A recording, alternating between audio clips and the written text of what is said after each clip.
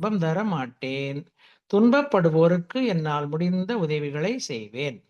நான் எனது வாழ்நாளில் யாருடைய உடலுக்கும் மனதுக்கும் துன்பம் தர மாட்டேன். துன்பப்படுவோருக்கு என்னால் முடிந்த உதவிகளை செய்வேன். வாழ்க வையகம், வாழ்க வையகம், வாழ்க வளமுடன். உலக நலவேட்பு. உலகிலுள்ள பொறுப்புடைய தலைவர் எல்லாம் உயிரறிவை உள்ளுணர்வாய் பெறுதல் வேண்டும். உலகனைத்து நாடுகளின் எல்லை காக்க ஓர் உலக கூட்டாட்சி வலுவாய் வேண்டும். உலகில் போர் பகை அச்சமின்றி மக்கள் உழைத்துண்டு வளம் காத்து வாழ வேண்டும். உலகெங்கும் மனித குலம் அமைதி எனும் ஒரு வற்றாத நன்னிதி பெற்று உய்ய வேண்டும். வாழ்க வையகம், வாழ்க வையகம், வாழ்க வளமுடன். மழை வாழ்த்து. ஏரி குளம் கிணறு ஆறு எல்லாம் நிரம்பி வழிய மாறி அளவாய் பொழிக மக்கள் வளமாய் வாழ்க. ஏரி குளம் கிணறு ஆறு எல்லாம் நிரம்பி வழிய மாறி அளவாய் பொழிக மக்கள் வளமாய் வாழ்க. ஏரி குளம் கிணறு ஆறு எல்லாம் நிரம்பி வழிய மாறி அளவாய் பொழிக மக்கள் வளமாய் வாழ்க. வாழ்க வையகம், வாழ்க வையகம், வாழ்க வளமுடன். நம் மனதில் அமைதி நிலவட்டும். நம்மை சுற்றிலும் அமைதி நிலவட்டும். உலகம் முழுவதும் அமைதி நிலவட்டும். அமைதி, அமைதி, அமைதி.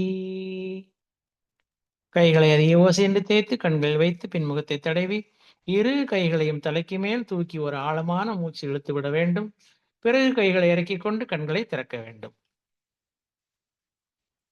வாழ்க வளமுடன். அன்பர்களின் கனிவான கவனத்திற்கு நினைவூட்டல். அருட்தந்தை வேதாத்திரி மகர்ஷி அவர்கள் தனி மனிதன் அமைதி பெறுவதற்காக உடல்நலத்திற்கு உடற்பயிற்சி, உயிர் வளம் பெற காயகல்ப பயிற்சி, மனம் அமைதி பெற அகத்தவம் மற்றும் அகத்தாய்வு பயிற்சிகளை அளித்துள்ளார்கள். இத்தகைய சிறப்பான மனவளக்கலை என்னும் வாழ்க்கை கல்வியை உலக சமுதாய சேவா சங்கம் ஸ்கை யோகா இணைய வழியே 12 நாட்கள் அடிப்படை பயிற்சியாகவும் அதனைத் தொடர்ந்து 4 மாதங்கள் சான்றிதழ் கல்வியாகவும் நம் இல்லம் தேடி வந்து அளித்து வருகிறது. இந்த சிறப்பான செய்தியினை நமது உறவுகளிடமும் நட்புகளிடமும் பகிர்ந்து அனைவரும் உடல் நலத்துடன் ஆரோக்கியமாக அமைதியாக வாழ நம்மாலான சிறு உதவியினை செய்வோம். மகரிஷியின் கனவாம் உலக அமைதிக்கு நம்மால் என்ற சிறு தொண்டினை செய்து குருவின் கனவினை நனவாக்குவோம். மேலும் விவரங்களுக்கு kundaliniyoga.edu.in இணையதளத்திற்கு செல்லவும். வாழ்க வளமுடன், வாழ்க வளமுடன். தவத்தினை தொடர்ந்து கேள்வி பதில் நிகழ்வு. கேள்வி கேட்க விரும்பும் அன்பர்கள் தங்கள் கைகளை உயர்த்துமாறு அன்போடு கேட்டுக்கொள்கிறோம். நிகழ்வினை நடத்தி தர நமது அன்பிற்குரிய பேராசிரியர் அருள்நிதி ரேவதி சிவகுமார் அம்மா அவர்களை அன்புடன் அழைத்து அமர்கிறோம். வாழ்க வளமுடன் அம்மா, வாழ்க வளமுடன். வாழ்க வளமுடன். மிக்க நன்றி ஐயா. வாழ்க வையகம், வாழ்க வையகம், வாழ்க வளமுடன். குரு வாழ்க, குருவே துணை. இனிமையான மாலை பொழுதில் சிறப்பான துரிய தவத்தை நமக்கு வழிநடத்திய அன்பு பேராசிரியர் அருள்நிதி எம் சந்திரன் ஐயா அவர்களை வாழ்த்தி மகிழ்வோம். பேராசிரியர் அருள்நிதி சந்திரன் ஐயா அவர்கள் வாழ்க வளமுடன். அவரது உடல் நலம் மனவளம் வாழ்க வளமுடன். அன்பு குடும்பம் வாழ்க வளமுடன். பொருளாதார மேன்மை வாழ்க வளமுடன். ஆன்மீக அருட்பணி மென்மேலும் தழைத்தோங்க வாழ்க வளமுடன். மிக்க நன்றி ஐயா. வாழ்க வளமுடமா. நன்றிகள். வாழ்க வளமுடன். தொடருங்க. வாழ்க வையகம், வாழ்க வையகம், வாழ்க வளமுடன். குரு வாழ்க, குருவே துணை. உலக சமுதாய சேவா சங்கம் ஸ்கை யோகா ஆன்லைன் இணைய வழியை நடத்தி வரும் கூட்டு தவத்தில் ஒவ்வொரு சனிக்கிழமையும் கேள்வி பதில் அமர்வு நடந்தேறி வருகிறது. இன்றைய அமர்வினை குரு மகான் அருள் தந்தை வேதாத்ரி மகரிஷி அவர்கள் நம்மோடு சூக்குமமாக நிறைந்திருந்து வழி நடத்துவாராக. வாழ்க வளமுடன். உங்கள் மனங்களில் எழும் எந்த ஒரு சந்தேகம்னாலும் தயக்கமின்றி கைகளை உயர்த்தி தெளிவு பெற்றுக் கொள்ள வேண்டுமாய் அன்போடு கேட்டுக்கொள்கிறோம். வாழ்க வளமுடன். உங்களுக்காக ஓரிரு நிமிடங்கள் காத்திருப்போம்.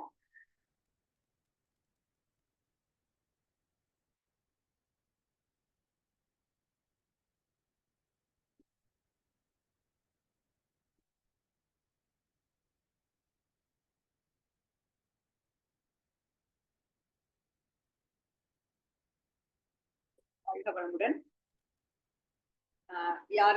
யாரும் ஹேண்ட் ரைஸ் பண்ணாதனால நம்ம வந்து இந்த தவ ஆழ்வினில் சிறிது நேரம் சிந்திப்போம். நாம வந்து உடற்பயிற்சியின் பலன்கள் பார்த்துக்கிட்டு வரோம். அதோட நுணுக்கங்களும் பலன்களும் தொடர்ச்சியா பார்த்துட்டு வரோம். கடந்த 2 வாரமாக உடற்பயிற்சியின் பொதுவான பலன்களையும் கைப்பயிற்சியின் நுணுக்கங்கள் பலன்களும் பார்த்தோம். எனக்கு வாய்ப்பு கிடைக்கும் பொழுது இது தொடர்ச்சியா நம்ம பார்க்க போறோம்.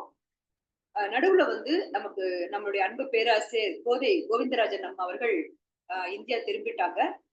மோஸ்ட் ப்ராபப்ளி நெக்ஸ்ட் வீக் வந்து அவர் தமிழ் நுணுக்கங்கள் அவங்க ஆரம்பிப்பாங்க. அவங்க கேள்வி பதில் வரும்போது தமிழ் நுணுக்கங்கள் நம்ம பார்க்க போறோம். இன்னைக்கு வந்து உடற்பயிற்சியில் 2வது கட்ட உடற்பயிற்சி கால் பயிற்சி.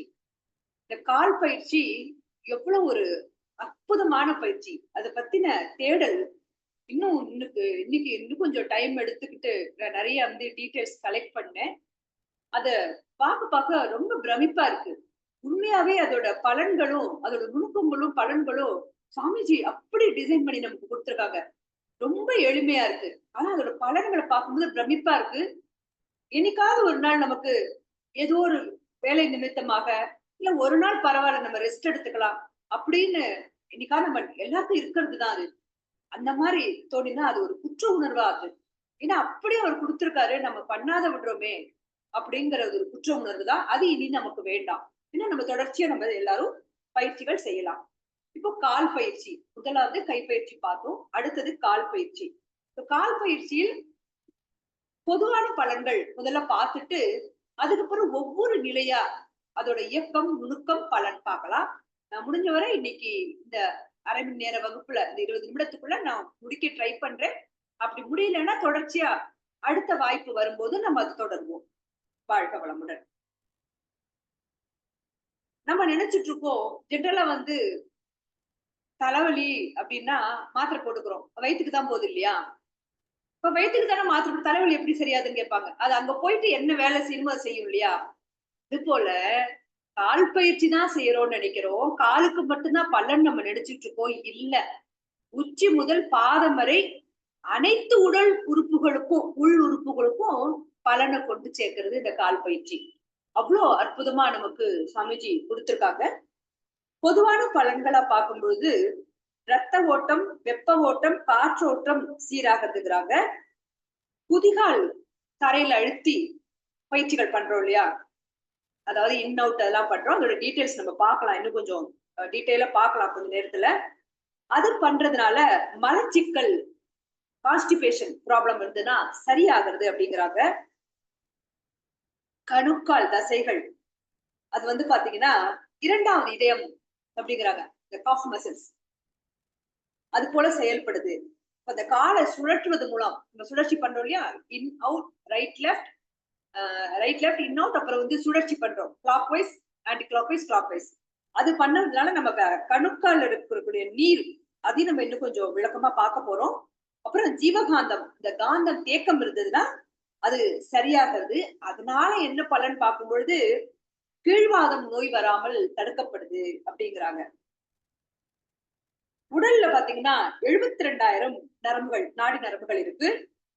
அது உடல் முழுக்க மின்சாரத்தை பரப்பி வருகிறது. கைகள், காதுகள், தொப்புள், பாதங்கள் இடங்கள்ல ஒரு நூல்கண்டு மாதிரி இருக்கு. இருமுனைகள் இருக்கும் இல்லையா? நூல்கண்டுக்கு இருமுனை இருக்கிற மாதிரி ஒரு ஒரு ஒரு 2 பகுதியா. அதுல பாத்தீங்கன்னா பாதத்துல வந்து 72,000 நாடி நரம்புமே முடியுதுங்கிறாங்க. மிச்சது மற்ற பகுதிகள்ல முடியுது. அப்ப இந்த பாதத்தை அழுத்தி விடும்போது, அதாவது ஃபுட் ரிஃப்ளெக்ஸாலஜி, அது வந்து நமக்கு நரம்புகள் ஊக்குவிக்கும். அக்குப்ரெஷர் பாயிண்ட்லாம் அழுத்தும் பயிற்சியா அதை பேஸ் பண்ணி கொடுத்திருக்காங்க சாமிஜி. அது பண்ணும்பொழுது நமக்கு அந்த உடல் முழுக்க ஆற்றல் பாய்ஞ்சு நமக்கு உடல், அதாவது பாடி ஃபங்க்ஷனிங், நம்முடைய உடலில் உறுப்புகளின் இயக்கம் எல்லாமே சீராகிறது. பிட்யூட்ரி, பீனியல், நாளமில்லா சுரப்பிகள் தொடர்பு கொண்டுள்ளது. கால் விரல்கள்ல இருந்து அழுத்தம் கொடுக்கும் பொழுது அந்த சுரப்பிகள் இயக்கம்லாம் தூண்டப்படுது. தலைவலி, தலைபாரம் கூட போகுது அப்படிங்கிறாங்க. அந்த கட்டை விரல்ல அழுத்தம் கொடுக்கும் பொழுது அது போகுதுங்கிறாங்க. அப்புறம் நமக்கு எல்லாம் தெரிஞ்சதுதான். கண், காது இது எல்லாமும் நமக்கு அதோட ஆஹ் அந்த விரல்கள் அழுத்தம் பெறும்போது அதுக்கும் நரம்புகளும் ஊக்கம் பெறுது. நுரையீரல், இதயம், தோள்பட்டை போன்ற பகுதிகளும் ஊக்கம் பெறுது. உள்ளங்கால் அழுத்தும் பொழுது வயிறு சார்ந்த உறுப்புகள் கல்லீரல், மண்ணீரல், பெருங்குடல், சிறுகுடல் இந்த பகுதிகள் ஊக்குவிப்பட்டு இயக்கம் சீராக நடைபெறுகிறது. குதிகால கொஞ்சம் நல்லா அழுத்தமா அழுத்தங்கிறாங்க. சிறுநீர் பை, கீழ் இடுப்பு பகுதி, பெருங்குடல் வளைவு பகுதி, மலக்குடல் இந்த நரம்புகள்லாம் ஊக்குவிக்கப்பட்டு இயக்கம் சீராக இருக்கிறாங்க. இதோட இது வரைக்கும் நம்ம இன்னும் கொஞ்சம் டீட்டெயிலா பார்க்க போறோம். ஒரு நிலையா பார்க்க போறோம். இதோட பலன்கள்.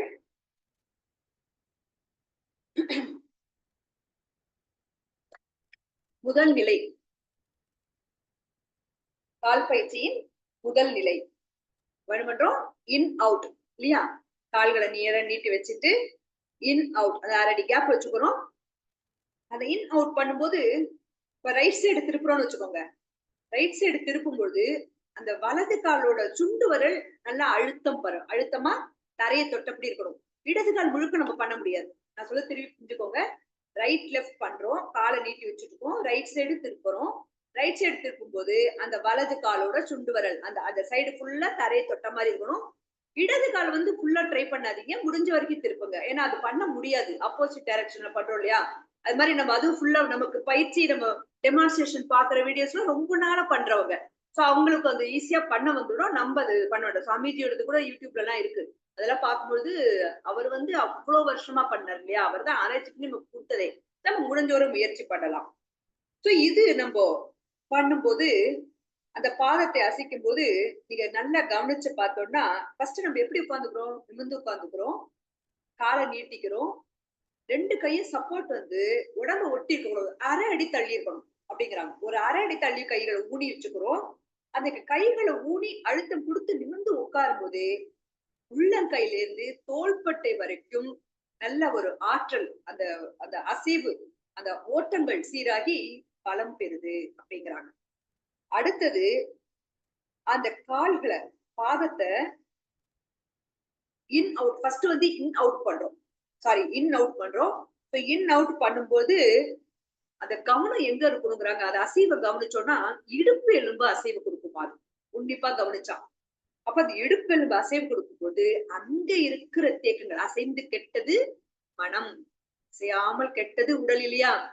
அப்போ நமக்கு அந்த அசைவு கொடுக்கும்போது அங்க இல்ல அந்த தேக்கம் நீங்கி அந்த இடுப்பு எலும்புக்கு ஆற்றல், அந்த ஆற்றல் பாய்ந்து முழுவதுமாக பாய்ந்து இடுப்பு எலும்பு வலுப்பெறுகிறது. அடுத்தது நிலை 2. நிலை 2ல அதுதான் நான் சொன்னேன், ரைட் லெஃப்ட் திருப்புறோம்.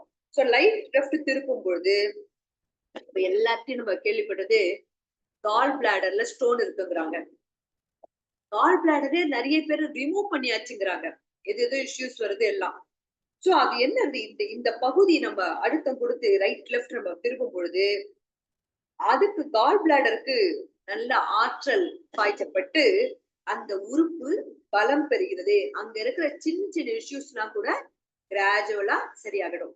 ஒரு டிஸ்க்ளைமர் திரும்பவும் நான் சொல்றேன், போன வகுப்புலயும் சொன்னேன், நம்ம இந்த பயிற்சிகளா செய்ய செய்ய உடல்ல இருக்கிற பிரச்சனைகள் படிப்படியாக குணமாக ஆரம்பிக்கும். நம்ம இது செய்யறோம் குணமாயிடும்னு ஏற்கனவே ஏதாவது பிரச்சனை இருந்து மெடிக்கேஷன்ல இருந்தீங்கன்னா தயவு செய்து அந்த மெடிக்கேஷனை நிறுத்தாதீங்க. டாக்டர்ஸ் அட்வைஸோட தான் நம்ம நிறுத்தணும். ஏன்னா ஒவ்வொருத்தரோட உடல் பிரச்சனை எந்த அளவுக்கு இன்டென்ஸா இருக்குன்னு தெரியாது. ஓகேங்களா?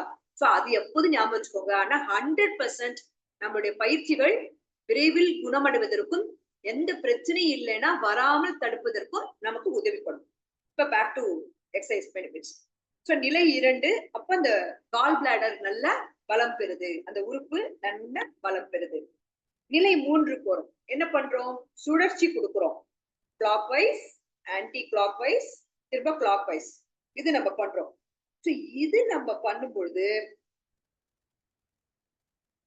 பெண்கள், குறிப்பா பெண்கள் பாத்தீங்கன்னா, பெண்கள் திருமணம் ஆகிற வரைக்கும் அவங்களோட நடை இது சௌமித்ரனியோட இருந்து இன்னைக்கு எடுத்த நான் டீடைல்ஸ் எப்படி எல்லாரும் பார்த்திருக்கலாம். பட் அது எனக்கு இன்னும் ரொம்ப இன்ஃபர்மேட்டிவா இருந்தது, உங்க கூட ஷேர் பண்ணிக்கிறேன். குறிப்பாக பெண்கள் பாத்தீங்கன்னா திருமணம் ஆகிற வரைக்கும் அவங்களோட நடை வந்து ஸ்ட்ரைட்டா இருக்குமா. திருமணத்துக்கு பிறகு ஆஃப்டர் பிரெக்னன்சி அந்த பெல்விக் மசில்லாம் அது எதர் நார்மல் டெலிவரி ஆனாலும் சரி, சி செக்ஷன் ஆனாலும் சரி, அந்த டெலிவரி டைம்ல அந்த பெல்விக் மசில்னா கொஞ்சம் விரிஞ்சு கொடுக்கும். இந்த குழந்தை நார்மலா வர்றதுக்கான அதை இதை பண்ணும். வேற ஏதோ உடல் பிரச்சனை காரணமாக சி செக்ஷன் போறாங்க, ஆனாலும் அந்த பெல்விக் மசில் விரிஞ்சு கொடுக்கும். அது வந்து திருப்பி பழைய பொசிஷனுக்கு வராதாம், அவ்வளவு சீக்கிரம் வராது. அப்ப என்ன ஆகும், பெண்களுக்கு அந்த நடை மாறுறதுங்கிறாங்க. சாஞ்சு சாஞ்சு நடக்கிறாங்க. அந்த அந்த இடுப்பு பகுதியில இருந்து பாதம் வரைக்கும் ஒரு தளர்வு வந்துடுது. அந்த தளர்வு வர்றதுனால அவங்க நடையில் மாற்றம். அது வந்து ஒரு ரொம்ப அயற்சியா, ரொம்ப டயர்டா இருக்கும் உங்களுக்கு. சீக்கிரமா கால் அசந்து போகும். இது நம்ம இந்த பயிற்சிகள் செய்வதன் மூலமாக இது வந்து கொஞ்சம் கொஞ்சமா சரியாகிறதுக்கு நிறைய வாய்ப்புகள் இருக்கு அப்படிங்கிறாங்க. தொடர்ந்து 1, 2, 3 நிலை செய்யும் பொழுது நடை சீராகுது, கால் வலி எல்லாம் இருக்காதுங்கிறாங்க. அதே மாதிரி ஆண்களுக்கும் பாத்தீங்கன்னா, இப்ப நிறைய பொதுவா ஃபீல்டுல ஒர்க் பண்றவங்க, மார்க்கெட்டிங்ல இருக்கிறவங்க ரொம்ப நேரம் நின்னு வேலை செய்ய வேண்டியிருக்கு. 2 வீலர் ரைடு பண்றது அதிகமா இருக்கு. அதுல டிஸ்க் சார்ந்த பிரச்சனைகள் நிறைய வருது. அதெல்லாம் வந்து சரியாகும். கால் பயிற்சி, நம்ம மகராசனம் தான் இத்தனை நாள் நினைச்சிட்டு இருக்கோம். கால் பயிற்சியிலேயே அதெல்லாம் சரியாகிறது இருக்கு. அதுக்கு அடுத்தது பாத்தீங்கன்னா, பாத எரிச்சல். இந்த கால் இன் அவுட், ரைட் லெஃப்ட், சுழற்சி, கிளாக் வைஸ், ஆன்டி கிளாக், இதுல மட்டுமே பாத்தீங்கன்னா பாதை, இப்ப அடிக்கடி சொல்றது பாதை எரிச்சல். நிறைய பேர் சொல்லி கேள்வி, ஆஃப்டர் 35 இயர்ஸ் நிறைய பாக்குறோம். பாதத்துல எரிச்சல் இருக்கு, பாதம் வலி இருக்கு, குதிகால் வலி நிறைய பேருக்கு வருது. குதிகால் வலி, அந்த குதிகால் வலி என்ன ஆகும், ஆக்ஷன்லயே இருக்கணும். கண்டினியூஸா உட்காந்துட்டு எழுந்தா காலை ஊனி நடக்க முடியாது. தூங்கி எழுந்துட்டு காலையில எழுந்துக்கும் போது காலை ஊனி ஒரு ஸ்டெப் நடக்க முடியாது. வலி உயிர் போயிடும், அவ்வளவு வலி இருக்கும். தொடர்ந்து நம்முடைய கால் பயிற்சி செய்யும் பொழுது இந்த குதிகால் வலி சரியாகிறதுங்கிறாங்க. அது போல ஹார்ட் ஃபங்க்ஷனிங் ரொம்ப நல்லா இருக்குங்கிறாங்க. பாதம் உங்களோட இந்த பயிற்சி செய்யும் போது ஹார்ட் ஃபங்க்ஷன் நல்லா இருக்கும். ஏன்னா சுண்டு விரல் தரையை தொடும்போது பித்தப்பையில கல் வராம தடுக்க, பித்தப்பை கல் நிறைய நம்ம கேள்விப்படுறோம், அந்த கல் வராம தடுக்கப்படும்.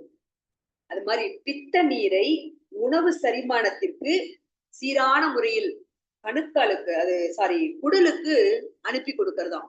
ஏன்னா அந்த பித்த நீர் தேக்கம், அந்த அதெல்லாம் நீர் தேக்கம் தான் நம்ம பாதமும் வீக்கும். பாதம் வீக்கம் அதுக்கு ஒரு காரணம். பாதத்துல வீங்கிறது எதனாலனே புரியும். நிறைய பேருக்கு பாதம் வீங்கும், அவங்களுக்கு பித்தப்பையில பிரச்சனை இருந்ததுன்னா பாதம் வீங்கும். அது வந்து சரியாகும் அப்படிங்கிறாங்க. இது மட்டும் இப்ப அடுத்தது இது வந்து இந்த பாதம் கால் நீட்டிய நிலையில இந்த 3 பயிற்சிகள். அடுத்தது நமக்கு எல்லாருக்கும் ரொம்ப அருமையான ஒரு பயிற்சி, ஃபுட் ரெஃப்ளெக்ஸாலஜி, அதாவது பாதத்தை அழுத்தி விடுதல். இது வந்து பாத்தீங்கன்னா நம்ம உடல் உறுப்புகள், தலைப்பகுதி, கண் பகுதி, கழுத்து, மார்பு, வயிறு பகுதிகள் எல்லாம் நல்ல ஒரு அதுக்கு ஆற்றல் முழுக்க பாஞ்சு அந்த உடல் உறுப்புகள்லாம் பலம் பெறுது. வயிற்று பகுதியில நம்ம என்ன பண்றோம், கொஞ்சம் மெதுவா, எல்லாருக்குமே இந்த ஆர்ச் இருக்கிற இடம் கொஞ்சம் மெதுவா அழுத்தணும். என்ன காரணம், வயிற்று பகுதியில தான் எலும்புகள் கிடையாது, ஒரு ப்ரொடெக்ஷன் கிடையாது. வயிறு உறுப்புகளுக்கு ப்ரொடெக்ஷன் கிடையாது, எலும்புகள் கிடையாது. அப்ப என்ன பண்ணோம், அந்த இடத்துல கொஞ்சம் மெதுவா அழுத்தி விடும். மெதுவா அழுத்தி விடும் போது அதுக்கான பலன்கள் நமக்கு, அபரிமிதமான பலன்கள் நமக்கு கிடைக்கிறது. என்ன சொல்றாங்க, கார்டியாக் ப்ராப்ளம் வராதுங்கிறாங்க. அவ்வளவு சீக்கிரம் வந்துருது இல்லையா. நம்ம வந்து எப்படி அழுத்துறோம் அத பாதத்தை, அந்த இதுல ஆரம்பிச்சு ஃபர்ஸ்ட் வந்து கட்டவரல் முழுக்க, அந்த கட்டவரல் ஜாயிண்ட் வரைக்கும் நல்லா அழுத்தம் கொடுக்கணும். அவசர அவசரமா செய்யக்கூடாது, உறுப்புகளோடு பேசணும். ஜாயிண்ட் வரைக்கும் கட்டவரல், அதாவது பெருவிரல், அடுத்த 2 விரல், அடுத்த 2 விரல், அந்த ஜாயிண்ட் வரைக்கும் அழுத்தணும். ஏன்னா அந்த ஜாயிண்ட் தான் கழுத்து சார்ந்த நரம்புகள் சேர்ற இடமா. அதை மிஸ் பண்ணிடுறாங்க எல்லாரும் ஜென்ரலா. அதை வந்து நல்லா அழுத்தம் கொடுக்கணும். அப்ப வந்து அந்த கை வச்சு அழுத்தும் போது இந்த கேப் இல்லாம ஜிக்ஸாக்கா பிரஷர் கொடுக்கணும். சில பேர் வந்து உடற்பயிற்சி பண்ண ஆரம்பிச்சா கொட்டாவி நிறைய வரும், ஏப்பம் வரும், அபான வாயு பிரியும் உடம்புல இருந்து. என்னன்னா உடலுக்குள்ள இருக்கிற அந்த வாயுக்கள் தேக்கம் இல்லையா, அது சரியாகி தசவாயுக்கள் உடம்புல இயக்கம் பெற்று இருக்கு, இயங்கிக்கிட்டு இருக்கு. தசவாயுக்கள் அதனதன் வேலையை செய்துகிட்டு இருக்கு. உடல் உறுப்போடு அந்த இயக்கத்துக்கு தொடர்புடையது. அங்கங்க தேக்கம் வரும்போது உணவு முறையாகட்டும், வாழ்க்கை முறையாகட்டும், நம்மளுடைய உடற்பயிற்சி இல்லாம அப்படியே அசையாம உட்கார்ந்து இருக்கிறதெல்லாம் உடல்ல உடல் இயக்கம் குறைவா இருக்கு. அப்ப அந்த தசவாயுக்கள் இயக்கத்திலையும் தேக்கம் இருக்கும். அந்த வாயு தேக்கம் இருக்கும்போது அது உடல்ல பிரச்சனை கொடுக்கும். அதெல்லாம் பிரிஞ்சு தேவையில்லாத அந்த டாக்ஸின்ஸ் எல்லாம் நமக்கு காற்று மூலமா போக வேண்டியது வெளியே போயிடும் அப்படிங்கிறாங்க. ஹார்ட் ஃபங்க்ஷனிங் நல்லா இருக்கும். நரம்புக்குள்ள காற்று போக கூடாதுங்கிறாங்க. ஜென்ரலா நரம்புக்குள்ள காற்று போயிடும். அது மாதிரி அதனாலதான் என்ன சொல்றாங்க, நரம்புக்குள்ள காற்று போகும்போது அது நமக்கு உடல் ரீதியான பக்கவாதம் வருது அப்படிங்கிறாங்க. பக்கவாதம் வர்றதுக்கு காரணம் அது அப்படின்னு சொல்றாங்க. வாக் பண்றோம். Walking is very good. டவுட்டே கிடையாது. ஒரு 40 மினிட்ஸ் வாக் ரொம்ப நல்லதுதான். ஆனா வாக் பண்ணும்போது அந்த கர்வ் வயிறு நிறைவு பெறுது இல்லையா, அந்த பாதத்திலோட நடுப்பகுதி அது தரையில படுறது கிடையாது. அப்ப அந்த வயிறு சார்ந்த உறுப்புகளுக்கு அழுத்தம் போறது கிடையாது. சோ அது இந்த ஃபுட் ரிஃப்ளெக்ஸாலஜி ஃபுல்ஃபில் பண்றது அப்படிங்கிறாங்க. கான்ஸ்டிபேஷன் வராது. நம்ம ஏற்கனவே அதை பார்த்தோம். கான்ஸ்டிபேஷன் வராது, இருந்தாலும் கொஞ்சம் கொஞ்சமா சரியாவிடும். சோ பக்கவாதம், அந்த நரம்புக்குள்ள காத்து போச்சுன்னா பக்கவாதம் வர வாய்ப்பு இருக்கு. அதுவும் இல்லைன்னா வரவே வராது அப்படிங்கிறாங்க. பக்கவாட்டுல அழுத்துறோம். இந்த ஜிக்ஜாக்கா நம்ம முடிச்சோம். அடுத்தது பக்கவாட்டுல சைடுல நம்ம ஃபுல்லா க்ளோஸ் பண்ணிட்டு அழுத்துறோம் இல்லையா, பாதம் முழுக்க ஜிக்ஜா முடிச்சுட்டு பக்கவாட்டுல அது நம்ம அழுத்தும் பொழுது அது நல்லா என்ன பண்றாங்க, காலை அழுத்தணுங்கிறாங்க. லைட்டா அழுத்தக்கூடாது. கால் அழுத்தும் போது காலுக்குள்ளேயே ஒரு கால் மடியிற மாதிரி வரும். ஃபுல்லா இல்ல, லைட்டா. அது மாதிரி பண்ணும்போது அந்த காலை ஃபர்ஸ்ட் எப்படி வைக்கணும், உள்பக்கமா வைக்கணும். அதாவது நம்ம காலை மடிச்சு தானே பண்றோம். காலை உள்ள வச்சுதானே இடது கால் நீட்டிக்கிறோம், வலது கால் மடிச்சுக்கிறோம். வலது கால் மடிச்சுட்டு முட்டிக்கு உள்பக்கம் வரைக்கும் கால் வளைஞ்சு கொடுக்கலன்னா உடல்ல ஏதோ பிரச்சனை இருக்குன்னு அர்த்தம். அப்போ அது வெளியிலேயே நின்று பண்ணினோம்னா இப்படி பண்ணுங்க, பாடியில பிளெக்சிபிலிட்டி வரும், உள்ள எடுத்து பண்ணலாம். ஆனா அந்த முட்டிக்கு உள்பக்கமா தான் காலை வச்சு பண்ணணும். சோ முடியாதவங்க ஃபோர்ஸ் பண்ணிக்காதீங்க, மெதுவா செய்யுங்க. ஓகேவா? ரைட். கொஞ்சம் கொஞ்சமா சரியாகும். சோ காலை மடிக்கும் போது அந்த தொடைக்கு உள்பக்கம் மடிச்சு வைக்கிறவங்களுக்கு உடல் ரீதியா எந்த ஒரு பெரிய பிரச்சனையும் வராதுங்கிறாங்க. காலை நல்லா முட்டிக்கு உள்பக்கமா மடிச்சு வைக்கும் பொழுது உடல் ரீதியான பெரிய பிரச்சனையே வராது. பக்கவாட்டுல நம்ம அழுத்துறோம். அழுத்தம் கொடுக்கும்போது குறிப்பா இப்ப பெண்களுக்கு பாக்குறோம். இப்பெல்லாம் மெனோபாஸ் வந்தாதான் கர்ப்பப்பை சார்ந்த பிரச்சனைகள் வருதுன்னுவாங்க. சின்ன பிள்ளைங்களுக்கு கூட வருது. ஓவர் ப்ளீடிங், இர்ரெகுலர் பீரியட்ஸ் ரொம்ப பாக்குறோம். ஸ்கூல் ஸ்டூடெண்ட்ஸ், காலேஜ் ஸ்டூடெண்ட்ஸ்லாம் நாங்க நிறைய பாக்குறோம். இர்ரெகுலர் பீரியட்ஸ், சிஸ்ட் இருக்கு, நாங்க சாக்லேட் சிஸ்ட் இருக்கு, ஃபைப்ராய்ட்ஸ் இருக்கு, அவ்வளவு இஷ்யூஸ், கர்ப்பப்பை சார்ந்த பிரச்சனைகள் அத்தனை இருக்கு. இந்த பக்கவாட்டில் அழுத்தம் கொடுக்கும் பொழுது ஓவர் ப்ளீடிங், ஒயிட் டிஸ்சார்ஜ், கர்ப்பப்பையில் இருக்கிற நீர்க்கட்டிகள், PCOD, PCOS, chocolate cyst, fibroids, அது ஃபைப்ராய்டு இருந்தா கூட அந்த சைஸை வளர விடாதான். சோ இது மாதிரி பிரச்சனைகள் சரியாகிறதுக்கு நிறைய வாய்ப்புகள். திரும்பவும் பதிவு பண்றேன். ஏதாவது பிரச்சனை இருந்து மெடிகேஷன் இருந்ததுன்னா தயவு செய்து நிறுத்தாதீங்க. நம்ம இந்த பயிற்சி செய்ய செய்ய டாக்டர்ஸ் அட்வைஸோட ரிகவரி ஃபாஸ்டா இருக்கும். பிரச்சனையே இல்லையா, எப்போதும் நம்ம ஆரோக்கியமா இருக்கும். ஓகேங்களா? அது மாதிரி ஆண்களுக்கு இந்த ப்ராஸ்டேட் கிளாண்ட் அதுல வீக் ஆகும் அப்படிங்கிறாங்க. சோ யூரின் கண்ட்ரோல் இருக்காது, யூரினல் இன்கான்டினன்ஸ் சொல்றாங்க. பித்துப்பை அந்த கவுண்ட் குறைவா இருக்கு அப்படிங்கிறாங்க. இதெல்லாம் அந்த 3 முறை மேலே கீழே அழுத்தும் பொழுது அந்த கவுண்ட் அதிகமாகும். ஆண்களுக்கும் அந்த ப்ரொடக்டிவ் ஆர்கன்ஸ்ல, ரீப்ரொடக்டிவ் ஆர்கன்ஸ்ல இருக்கிற பிரச்சனைகள்லாம் சரியாகும். இந்த கால் பயிற்சியில, மசாஜ்ல, அந்த கால் பயிற்சி ஃபுட் ரிஃப்ளெக்ஸாலஜில மட்டும் எத்தனை பலன்கள் பாருங்க. கணுக்கால் நம்ம என்ன பண்றோம், ஆஃப் சர்க்கிள், கீழிருந்து மேலாக, மேலிருந்து கீழாக, அது நம்ம அழுத்தம் கொடுக்குறோம் இல்லையா. நிறைய பேர் நான் சொல்லி பாக்குறேன். ஏன்னா எங்களுக்கு ஆன்லைன் நாங்க வகுப்பு முடிச்சா கூட we do follow-ups. நாங்க பார்ட்டிசிபென்ட்ஸ் பேசுவோம். தவம் பண்றீங்களா, பயிற்சி எல்லாம் பண்ணிட்டு இருக்கீங்களா, உங்களுக்கு ஏதாவது ஹெல்ப் வேணுமா அப்படிலாம் கேட்போம். அப்ப என்ன நிறைய பேர் சொல்லி நான் கேட்டிருக்கேன். என்ன சொல்றாங்கன்னா, எனக்கு உடற்பயிற்சி பண்ண டைம் இல்ல, காயக்கல்பம் மட்டும் பண்ணிடுறேன், தவம் பண்ணிடுறேன், எனக்கு தவம் பண்றது பிடிச்சிருக்கு, தவம் பண்ணிடுறேன் அப்படிங்கிறாங்க. என்ன சொன்னாங்கன்னா, உடற்பயிற்சி பண்ணாம தவம் பண்ணினோம்னா தவ ஆழ்வு கிடைக்காது அப்படிங்கிறாங்க. தவம் பண்ற உட்கார அவ்வளவுதானே, தவத்துல ஆழ்ந்து போக முடியாது. என்ன காரணம்னா இதுல ஒரு சூட்சுமம் வச்சிருக்காங்க.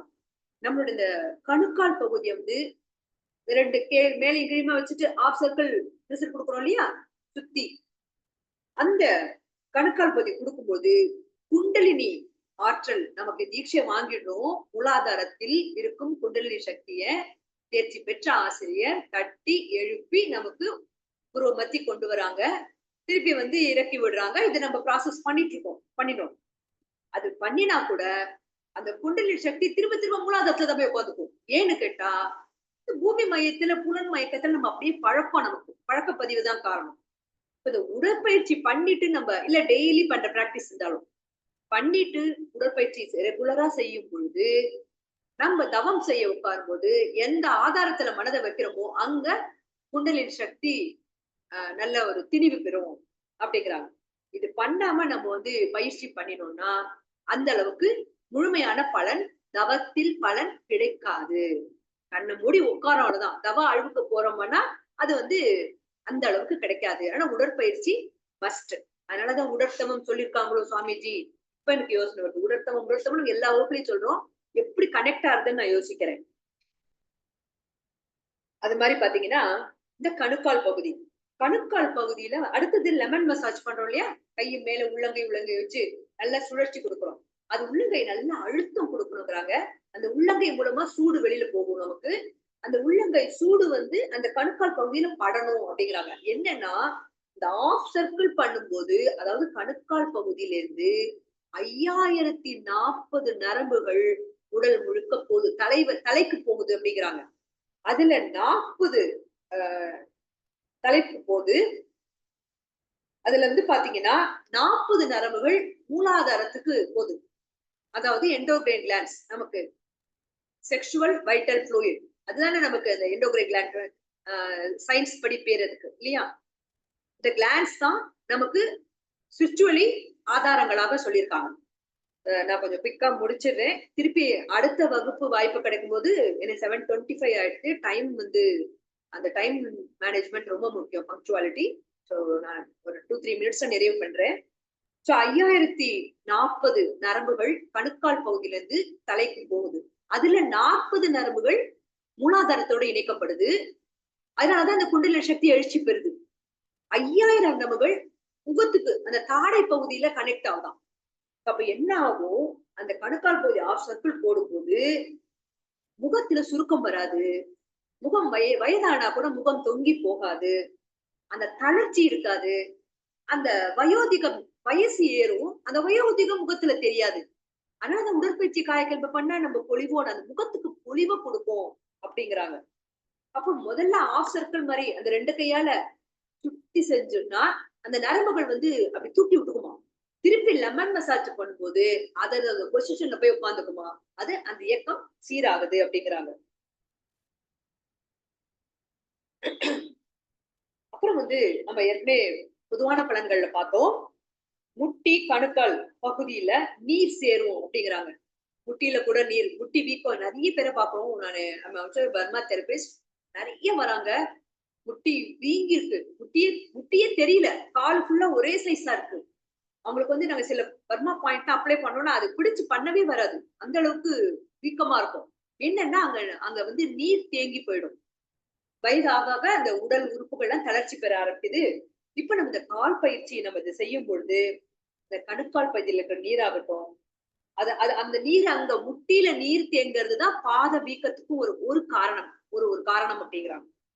அப்போ அது அந்த நம்ம பயிற்சி நம்ம செய்யும் பொழுது அந்த மூட்டு பகுதி ஜாயிண்ட்ல நீர் தேங்காது அப்படின்னு சொல்றாங்க.